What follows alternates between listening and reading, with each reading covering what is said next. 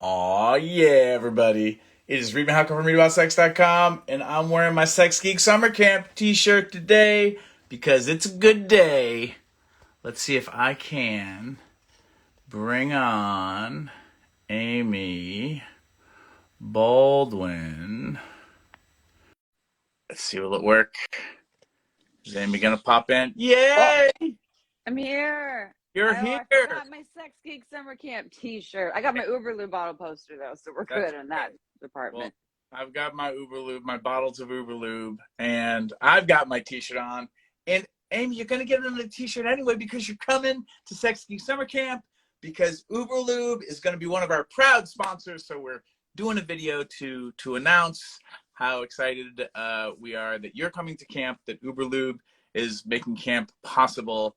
And so let's just nerd out on lube for Let's a little. nerd out on lube. Yeah, I'm super excited. I think this is me my third or fourth year coming back to camp. And Uberlube has been a sponsor for 3 or 4 years. And this time I'll only get to go for like 36 hours, but I had so much fun last time. Oh my God, it was so much fun going to camp. The slip and slide. Oh, It I'm always honored and so grateful that Uberlube sponsors that you get to come to camp. But then like they put you to work and you got to go and tell more people about Uberlube. So we only get you for camp for such a little time. We want well, you for all 5 days. I know. And it's also cool that I get paid to go have fun. Like I get to go have fun at Sexy Summer Camp too. And then I remember on the slip and slide, we were putting Uberlube on people's bodies because then they would slide down even faster. We really should talk about actually having an official Uberlube slip and slide. Yeah. That we can just take tour around the country, and maybe we just have the slip and slide tour. I don't know. I I don't mean, I'd be into it. I'm sure they would be into it too. So, know. yeah. So I'm pretty sure they're sending bottles for everyone who attends. They love getting Uberlube into people's hands, bodies, of course, Yeah. consensually. And usually, if you don't know, people don't know about Uberlube, it comes in a really pretty glass bottle like so. Mm-hmm. We also have little travelers too in new colors that a little more safe in the way where you can just throw this in your purse, your pocket. I Yep. don't know, your sock when you're going out to the clubs. Who knows if you're going to the clubs? No, Yeah, this one's almost empty because I use it so much. But the travel bottles are wonderful because you can throw them in your purse, or for me, it's my sex toy bag. yep, And really easy to find when you're reaching into the bag when you're trying to yeah. do all the other stuff. It Um, looks discreet too, almost like a mascara or like a mouth spray or something like that too. So if you have any lube shame, it's an easy one to hang out. No one knows you have lube in here. And then usually when they find out, they're like, where do I get that? And I think that's the main response we get with Uberlube when people try it. And they actually like it on their skin, whereas a lot of other lubricants, they're kind of like silicones can be really greasy and feel like I need to take a shower and I can't get the stuff off of me. And this is a silicone lube. It's a high grade silicone lube with a little vitamin E, but it actually feels like it hydrates the skin. Like I put it on my cuticles and they're dry. When I go to Las Vegas, I turn into a lizard because it's Las Vegas and I'm not yeah. used to that. And I'm just like Uber lube all over my arms, my legs. I should probably put some in my hair before this because it's good for hair frizzies. But obviously, mostly for sex or intimacy. And so, yeah, it's more like a luxurious lube, but a everyday lube for everyone that people are like, this is lube? I didn't know lube could be this good. Yeah, I've used it. I was in Colorado, up in past Denver, where the air and the altitude, it was just like sucking all the moisture out of my skin. And I realized that I had some Uberlube with me, and so I was just kind of like, and it took care of all my dry skin right then and there. I also was visiting some sexy friends, and so it was almost like the Uberlube was the unofficial sponsor of. Oh, and there was a ball pit in my friend's house. Had a sunken hot tub that was busted, and they had filled it with ball pit balls. And I'll tell you that story in person. We don't have to go into detail. Like, I'm wondering how Uberlube fit with the ball pit balls. I, Everything. all I'm gonna say is that Uberlube worked perfectly for what we needed it for. But like, if you're trying to do maybe sexual things in a ball pit, um, you kind of sink like quicksand into the balls. It's much more difficult than you would think. But enough of that. Uberlube help you Uh, not sink, get your balls sunken, not sinking balls, sinking balls. there was a lot going on. Um, so Uberlube sponsoring camp is a business retreat. Sex Geek Summer Camp is a business retreat for sex educators, sex positive entrepreneurs, anyone who works under that umbrella of intimacy and pleasure, who wants to learn more business savvy ways so that we can reach more people, so that we can make more of a living, and change the world. And we've been honored to have you come and talk about the ways that you make a living and help people in the industry. So one is you're a brand ambassador for Uberlube. Yeah. And then you also, you have so many different things that you do. There's the Shameless Sex podcast. And then, do you want to tell people a little bit about Yeah, other? my I wish I had like all these little hats that I could put on right now to show you all the little hats I wear in the field of human sexuality, because I feel like I have so many of them. And Uberlube I've worked for as my title, I call myself their lead educator. So I'm go around to events or sex shops or trade shows, and I teach people about the lube, and not just about like the sales pitch on it, like the health benefits of lube, the fact that we have over 3,000 doctors, therapists, educators, and growing on board recommending it to their patients and clients in the US because it's less likely to cause reactions than a lot of other lubes.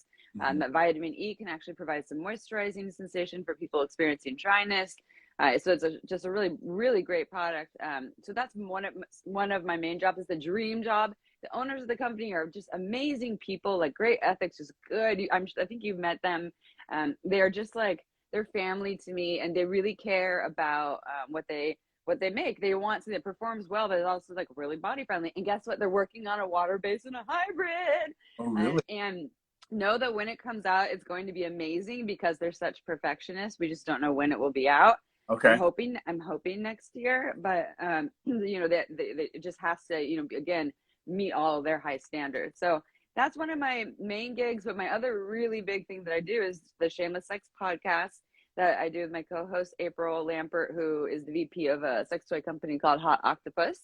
And we've been doing this podcast since 2017. Started as a passion project as two women who went on Sex with Emily because we were friends with her. April's going through a divorce and I was going through heartache, and we had so much fun. I think the episode was called Orgasm Squirting in the Year of Anal Licking, and it was like one of the top episodes of that year, because that's just shamelessly talking about, and let me tell you something about 2016 was the year of anal licking for a couple of us. I don't know why, especially in Germany. Something about the Germans and the anal licking. Anyways, so or what other people might call rimming. rimming, exactly. Yes, rimming. Yeah, but anal licking just sounded like a better title, I think. And so from there, we decided we'd start a podcast for fun. Like, it was a passion project. It wasn't going to be a business or a moneymaker, but we already had a lot of reach within the sex ed and sex toy industry. And then it just blew up. And now it's like ranges between number 2 to number 4 or 5 top sexuality podcast in the US. Wow. We kind of like do a dance with, I think, with like Dan Savage and then 2 other podcasts. Sex Emily is always number 1. But so now it's a full blown, business, really popular podcast. We love doing it. And so for me, what's happened is, I'm 37 now. I got started working in the human sexuality world, or working towards it, at 18. Going to school for psychology and human sexuality, because I just was like, what the fuck is this sex shit? I do not understand my body. Sure. I don't know how to do this, but I love learning about it. So that's why I went to school for it. And then also, after that, became a certified sex educator, opened up a brick and mortar sex shop in Santa Cruz with my mom in 2008 called Pure Pleasure. So yes, a mother-daughter dildo shop. We didn't just sell dildos though. But high quality toys, non-toxic toys. You could come and touch most of the toys and feel the vibrations. And inspired by good vibrations, actually, was what inspired us to do this in Santa Cruz, and where we had sex ed classes weekly. And we also we had that from 2008 until We got really lucky. We sold the brick and mortar to Good Vibrations. So it's Mm-hmm. still here. You know, Pure Pleasure is still here, but it is now Good Vibrations in Santa Cruz. And so kind of full circle, right? Like our inspiration ended up buying it from us and keeping it as a sex positive shop. And we still own purepleasureshop.com. So if y'all want to buy some awesome sex toys from my mom, go to purepleasureshop.com. If you use coupon code shameless sex, you get 15% off. We also have Uberlube Get some Uberlube. there as well. Yeah, and so and then I also became a sex and relationship coach. Did a training through Somatica for that. I've done other trainings to kind of not perfect, but add more skills. And so what I've learned is there's just so many avenues that you can take in the human sexuality realm, and it just depends on what your passion is. You can, for me, what's happened is I've just kind of like followed this thread of like, it started with more sex education and then sex toys, and then through sex toys, it's selling in a retail store, moving to the manufacturing side, you know, going and working with manufacturers, representing them at trade shows. And now I'm going to the sex shops, even though I own one, teaching people about products. And so it's just, I think for a lot of people who are sex educators or in this field, you know, there's so many directions you can take depending on what your passion is. You know, do you want to go and work people more in the health realm, or do you want to work with the sex toy realm or the pleasure realm? And Mm-hmm. it's infinite. And now we're writing a book for the podcast, so like it just keeps growing. Well, I think this is where for the folks who are entrepreneurs or who want to start a business, and especially like if you're an educator, because we might have people watching who are like, I'm not a Sorry. lube, but like any person who's trying to like chase their career and their life's calling, I think in the sex ed realm, like that's very true for so many of us, because we came in maybe being peer educators at college, or you're just the friend that everybody comes to for sex advice because you had Yeah. the least amount of shame and the most nerdy tendencies to go research things. And how, you know, for me, as you know, my own journey, but also like creating Sex Geek Summer Camp was because I think it was such a benefit that I had the pleasure of hanging out with all these different kinds of sex educators, my heroes, because of Cuddle Party and that workshop turning into a big news story. Like, then I could talk to Carol Queen, I could meet Betty Dodson, I could meet you know, Annie Sprinkle, and start talking and become friends with Marla Renee Stewart from Sex Down South, and all these different people who had all these different careers. And then I thought, well, if I need to be successful, I need to write books like Carol Queen.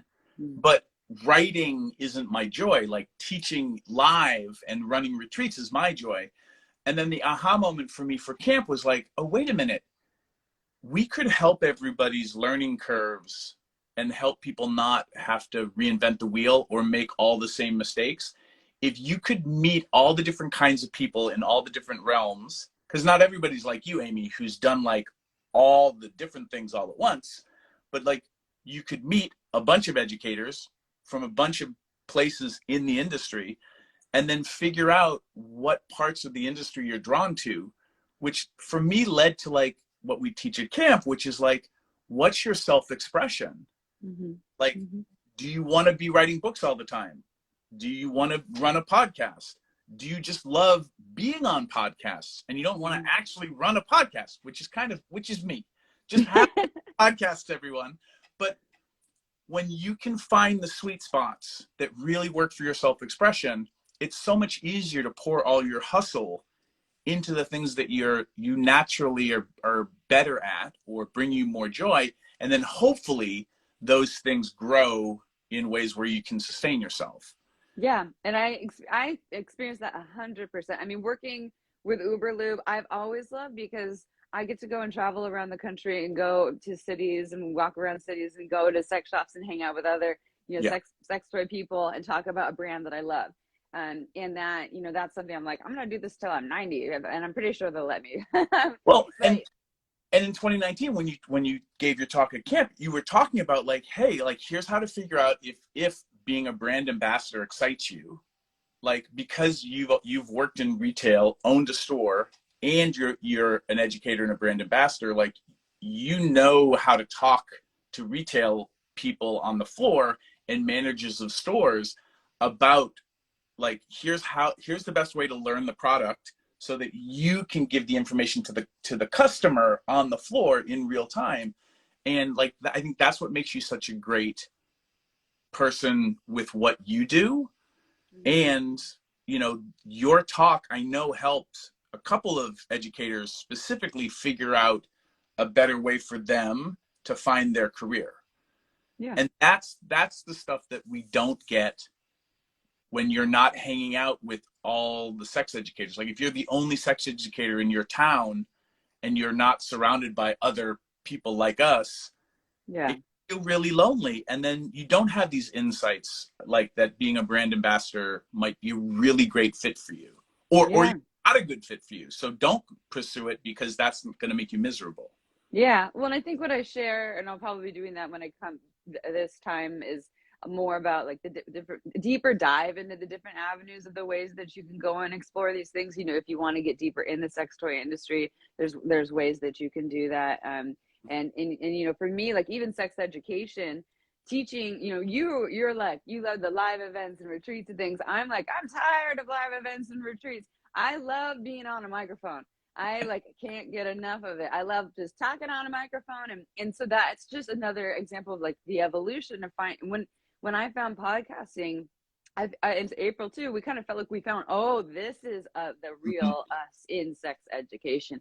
But Yeah. you know, so you know, teaching live workshops felt really great for a long time. And it's not that I won't do it again, but it's just there's just so many ways as we open up and we learn about all the different ways we can, that are all the options, and then all the ways that we can actually explore them and check them out.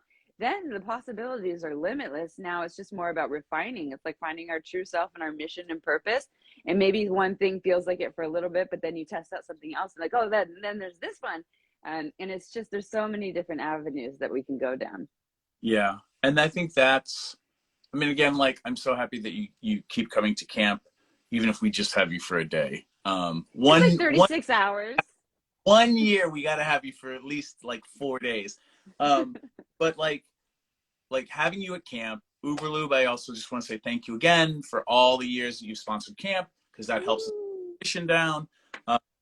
And you know, we have all the lovely swag that all the campers get, which is just always fun to go home with like hundreds of dollars worth of product, because then you can go home and practice doing reviews, put those on social media. Like, we have a large component of camp where we talk about marketing and how to make that easier. And the same thing, like me jumping on in front of a camera and talking, like, that's so easy for me. And I have my setup here in my office where I, you know, literally I texted you 5 minutes before we were supposed to do this. And I'm like, okay, like, this is what we're going to do. Boom, boom, boom. And then I set it up. But like, doing lives is so easy for me.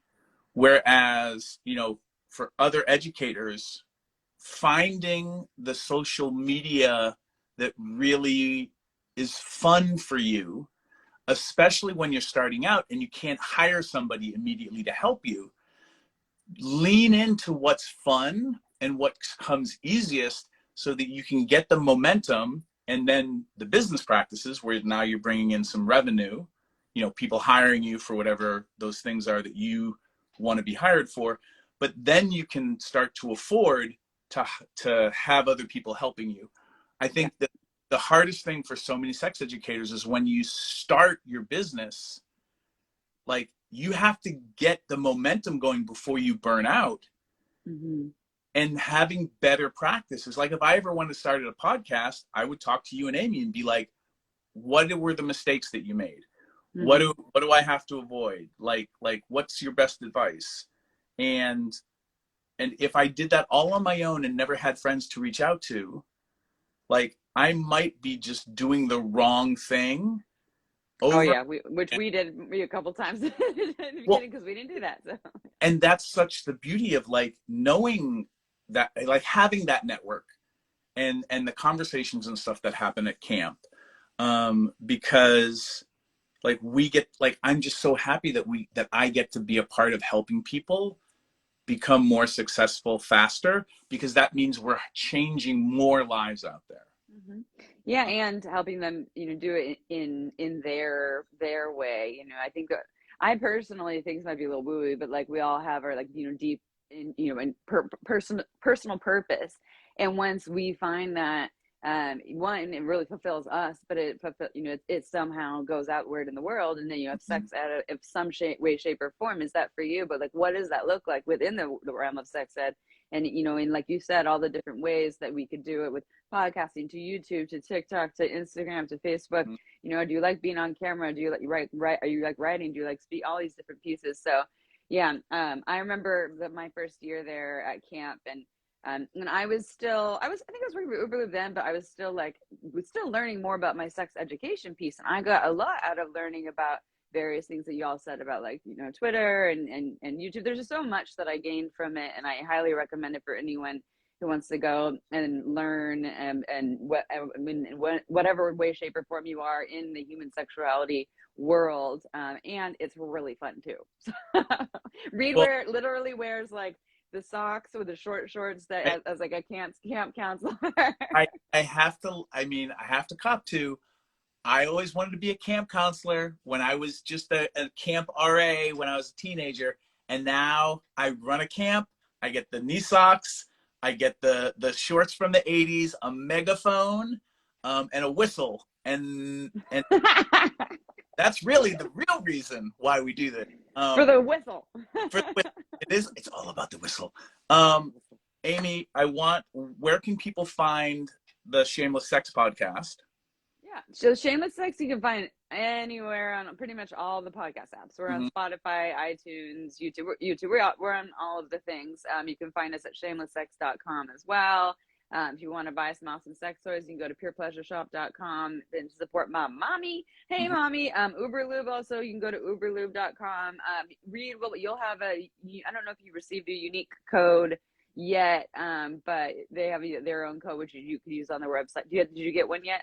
No, Your I. own code? Okay. Maybe that's something they'll probably give you at camp, but Okay. if you just use the coupon code shameless sex, and they'll know also, just make a note. Got it for Read Me Halko's recommendation there. You get 10% off and free shipping in the US.